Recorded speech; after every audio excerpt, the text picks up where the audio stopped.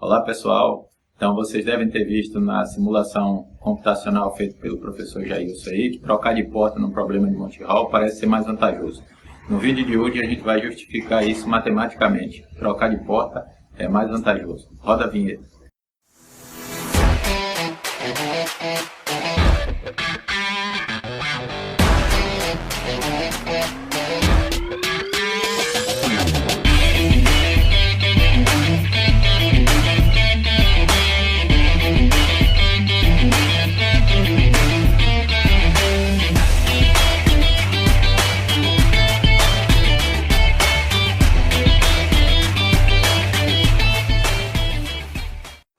Fala galera, como é que vocês estão?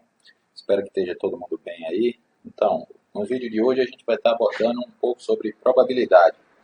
Essa teoria da matemática que se desenvolve a partir dos jogos de azar, né? Bem, a probabilidade é um ramo da matemática que cria, desenvolve e, em geral, pesquisa modelos que podem ser utilizados para estudar experimentos ou fenômenos aleatórios, né? E, assim, uma das primeiras tarefas de quem vai estudar probabilidade é analisar os possíveis resultados de um experimento. E esse conjunto de análise dos possíveis resultados de um experimento é o que a gente chama de espaço amostral. Por exemplo, quando você joga um dado numerado de 6 faces para cima e observa ao fim do repouso desse dado a face apontada para cima, você está fazendo um experimento aleatório cujo espaço amostral é formado pelos números que compõem esse dado. Então, se for o dado comum, vai ser o número 1, ou o número 2, ou o número 3, ou o número 4, ou o número 5, ou o número 6. Então, esse conjunto formado por 1, 2, 3, 4, 5 e 6 é o que a gente chama de espaço amostral. E, em geral, esse espaço amostral é denotado pela letra grega ômega. Os subconjuntos desse espaço amostral é o que nós chamamos de evento. Por exemplo, se eu considerar o conjunto formado por 1, 3 e 5, esse é o evento de observar o número ímpar na face do dado. E isso é o que nós chamamos de um evento do espaço amostral ômega. Bem, mas como é que a gente define, então, probabilidade? Existe uma forma geral de definir probabilidade, mas aqui a gente vai falar da definição de probabilidade que a gente está acostumado a ver aí no ensino médio até, que é de número de casos favoráveis dividido pelo número de casos possíveis.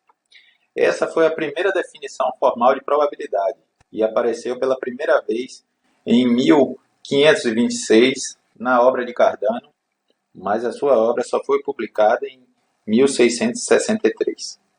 Bem, voltando então aí à probabilidade, no exemplo de jogar um dado para cima e observar a face voltada para cima, a probabilidade de ter um número ímpar na face voltada para cima é então de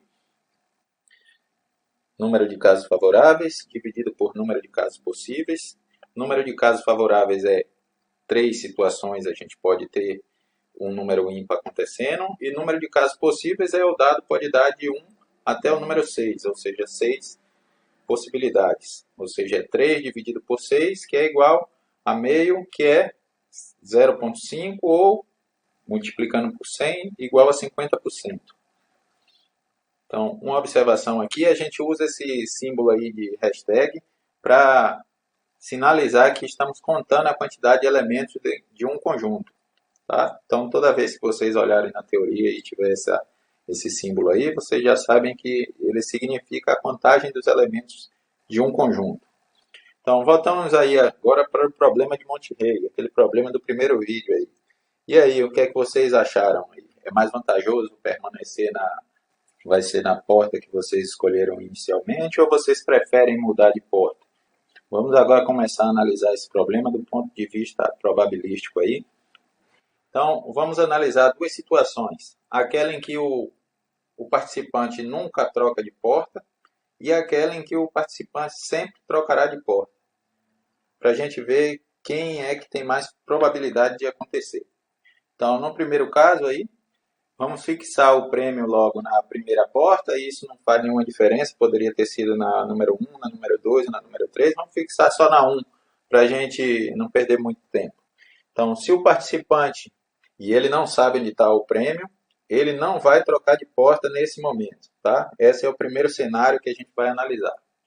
Então, se ele escolhe a primeira porta, o apresentador naturalmente abrirá ou a porta 2 ou a porta 3, que não tem nada, e então, como ele não mudará de porta, ele vencerá nesse primeiro cenário. Então, suponha agora que ele não tivesse escolhido a porta número 1, que ele escolheu agora a número 2. Então, o apresentador, naturalmente, vai abrir a porta número 3, onde não tem um prêmio, e vai perguntar a ele se ele deseja trocar de porta ou não. Como a gente está no cenário onde ele nunca muda de porta, então ele vai dizer que não, e a conclusão é que ele vai perder o prêmio.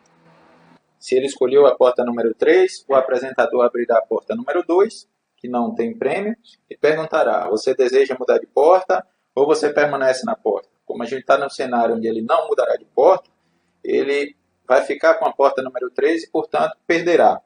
Conclusão: no cenário de não trocar de porta em hipótese alguma, de 3 situações possíveis de escolher uma porta, a gente observa que o participante só vencerá em uma. Ou seja, a probabilidade dele ganhar é de 1 num total de 3. Ou seja, de 1/3. Vamos agora analisar a situação no cenário em que ele muda sempre de porta. Então, na primeira situação, lembrando, o prêmio permanece na primeira porta. Então, na primeira situação, ele escolhe a porta número 1, o apresentador abre ou a 2 ou a 3, tanto faz, e pergunta a ele: você muda de porta? Ele disse: eu mudo. Então, se ele mudou de porta, ele perderá, porque o prêmio estava na porta número 1. Agora, a segunda situação, ele escolheu a porta número 2. Escolhida a porta número 2, o apresentador abrirá a porta de número 3 e perguntará: você troca de porta? Como a gente está no cenário onde ele sempre troca de porta, então ele trocará pela porta número 1, onde está o prêmio, e, portanto, ele vencerá. Na última situação, ele escolherá a porta número 3, o apresentador abrirá a porta número 2 e ele trocará de porta, ou seja, para a porta número 1 e, portanto, vencerá novamente. Conclusão: num cenário onde ele sempre troca de portas, a gente tem 2 chances de ganhar, num total de 3 possibilidades de escolha de portas, né? Ou seja, a probabilidade dele ganhar vai ser de 2 em 3. Ou 2 vezes 1/3, o que significa que no cenário onde sempre mudamos de porta, ele tem 2 vezes mais chance de ganhar do que no cenário permanecendo na mesma porta sem trocar. Então, aqui é importante a gente destacar que a probabilidade trabalha com a incerteza.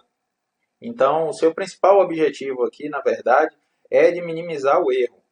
Então, não é possível, na maioria dos casos, afirmar categoricamente o que vai acontecer. Assim, há outras formas também de vocês pensarem na solução desse problema. E aí eu gostaria que vocês tivessem anotado aí, mande para a gente por e-mail, ou então guarde para que depois que passar esse período de confinamento aí, a gente possa analisar a forma como vocês pensaram e discutir mais sobre isso. Mas há outras maneiras também de analisar esse problema. Eu vou só citar uma, que é: imagine que ao invés de 3 você tivesse 100 portas. Então, você escolhe uma dessas portas, o apresentador abre 98 portas que estão vazias e pergunta a você: você deseja trocar de porta ou você prefere permanecer na porta que você está? Então, nesse caso, observe que a sua chance de acertar quando há 100 portas é de 1 sobre 100. Enquanto que a chance do prêmio estar nas outras 99 portas é de 99 dividido por 100.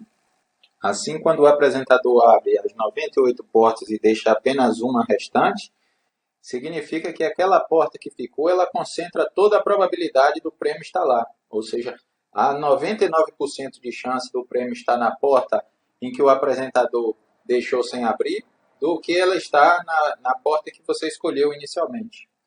Então, pense um pouco aí sobre esse raciocínio, agora com as três portas, para ver se faz sentido na sua cabeça aí, se faz sentido esse raciocínio.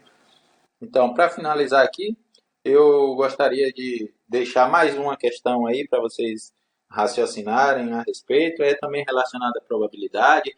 Ela envolve uma questão que eu não trabalhei aqui, não falei, é chamada de probabilidade condicional, mas com as ferramentas que a gente já viu aqui, é possível a gente resolver esse problema. Imagine que um casal tenha dois filhos e eles não são gêmeos. Qual é a probabilidade desse casal ter dois filhos homens? E aí eu deixo a letra A, é que se o casal tem pelo menos um filho homem, e a letra B é se o filho mais velho do casal é homem. Então, existe diferença entre essas probabilidades? A probabilidade da letra A e da letra B, elas são diferentes ou são iguais? Então, fica aí para vocês fazerem as contas aí e tentarem intuir se isso aí é igual ou tem alguma diferença. Um abraço a todos aí. Não esqueçam de mandar as respostas, tá?